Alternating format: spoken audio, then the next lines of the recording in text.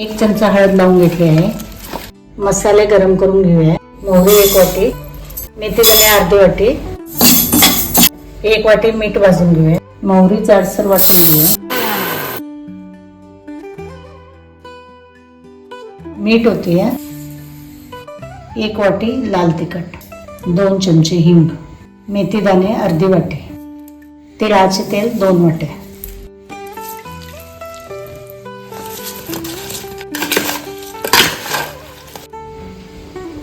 बरणी मी उन्हात चांगली सुकवून घेतलेली आहे.